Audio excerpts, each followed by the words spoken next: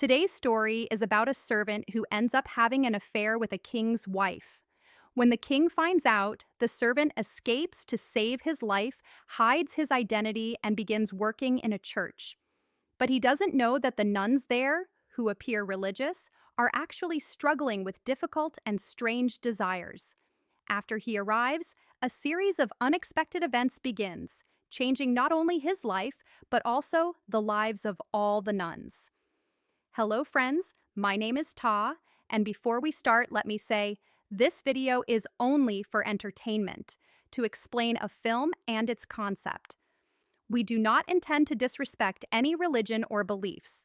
If any clip or dialogue makes you uncomfortable, please watch this only as entertainment.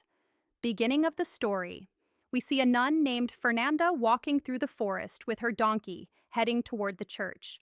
When she arrives, another nun, Genevieve, asks, "Where were you last night?" Fernanda gives a silly excuse, and both nuns scold her and send her away. Next morning, all the sisters gather for prayer. After prayer, the superior nun, Sister Maria, asks Fernanda where she was last night. Fernanda again gives a strange, unbelievable answer. Meanwhile, Sister Genevieve is seen talking to Maria. She finds a picture in a book describing a strange ritual, which surprises her. She reads a little and keeps the book aside. Then we see Alessandra's father visiting her. He says he's trying to find a good boy for her to marry, but every good boy demands a high dowry. Alessandra suggests reducing church donations to save money, but her father says that wouldn't be right. He tells her to focus on her future. Even if she doesn't get married, she can still lead a good life. Hearing this, Alessandra becomes sad because she wants to marry and live beautifully. Next day, the three nuns walk together carrying knitted clothes. Alessandra shares the conversation she had with her father.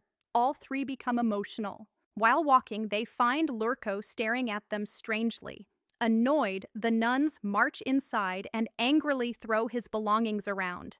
Not satisfied, they even hit him. The infidelity and escape elsewhere. Father Tommaso leaves the church to sell the knitted clothes in the market. Lurko meets him on the way and says he wants to quit. The father convinces him otherwise, but Lurko leaves anyway.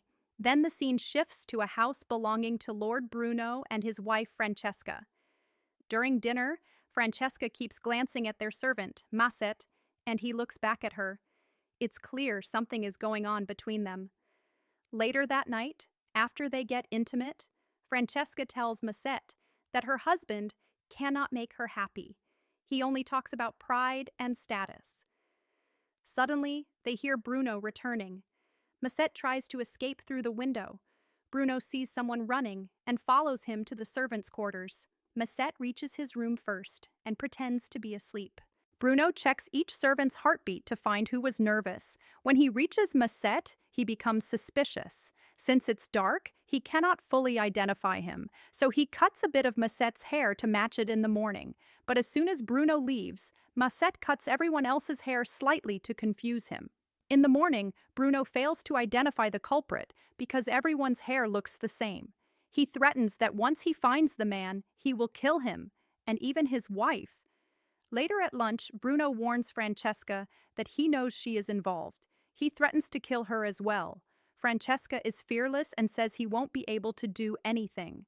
Bruno then watches her exchanging glances with Masset and finally realizes he's the one. Soon after, he catches them again. This time, Francesca forces her attention onto Masset, and Bruno sees it from afar. Enraged, he tells his men to capture Masset. Masset runs for his life. After a long chase through the forest, he reaches a river where Father Tommaso is struggling with his overturned cart after drinking wine. Masset helps him collect his clothes. Father is grateful and brings him to the church. He feeds him and says, "You must pretend to be deaf and mute, or the sisters will trouble you."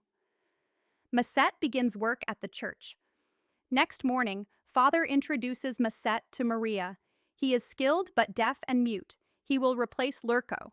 Maria hires him. However, Fernanda does not know this and, seeing a stranger, threatens him with an axe until Maria clarifies that he is the new gardener.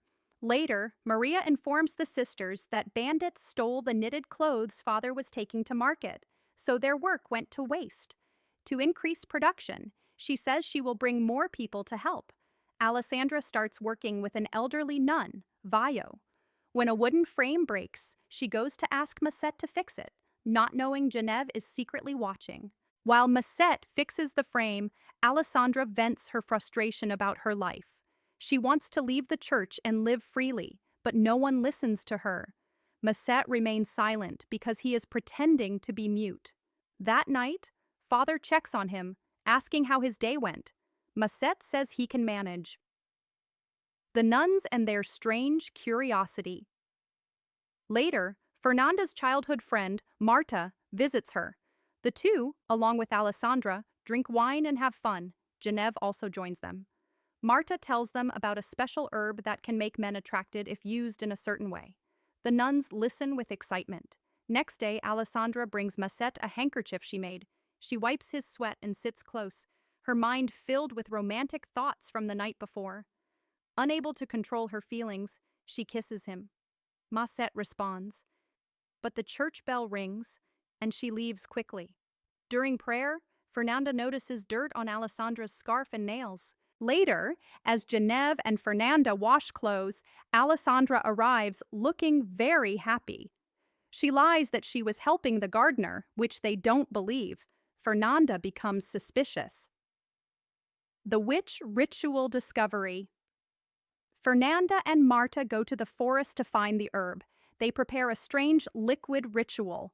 Genevieve secretly watches. Then they go to Masset's room and try to use the herb mixture on him to attract him. Masset feels confused but eventually loses control due to the ritual's effect. After they leave, Genevieve confronts them, but they make excuses. Next day, Alessandra and Masset meet again privately, but an elderly nun, Vaio, walks in. Masset accidentally speaks, revealing he is not mute, but since Vaio is deaf, she doesn't understand anything. Chaos begins. Genevieve also tries the herb, but drinks it incorrectly, causing strange behavior. She goes to Masset's room intoxicated. Alessandra hides. Fernanda arrives soon after, forcing Masset into the forest with his hands tied and eyes blindfolded. Genevieve and Alessandra follow secretly. When they reach the forest at night, they see a fire and several girls dancing in a ritual. Masset is tied up. Genevieve recognizes the ritual from the strange book, a ceremony where some girls try to gain powers by sacrificing a human. It turns out Fernanda was coming here daily under the excuse of taking her donkey out, and now Marta is part of it too. As they prepare to sacrifice Masset, he screams out of fear, revealing he is not mute. Genevieve, intoxicated, also joins the dancing, scaring everyone. Alessandra manages to stop Fernanda and saves Masset. In the fight between Genevieve and Marta, Genevieve knocks Marta out and escapes wearing her clothes. She runs back to the church, screaming that Fernanda is a witch. When Father Bishop arrives, chaos breaks out. Genevieve accuses everyone of wrongdoing, even saying that some sisters have been intimate with the gardener. Father Tommaso suddenly walks out of Maria's room, shocking everyone. The bishop now understands the sinful chaos within the church, punishments, and the escape plan. Next day, the bishop gives punishments to everyone. Father Tommaso gets the harshest one, sent to a monastery where only men live. Masset is handed back to Lord Bruno. Bruno's soldiers lock him up. Bruno says, "I tied my wife with dogs and wild animals so she dies painfully. Now it's your turn.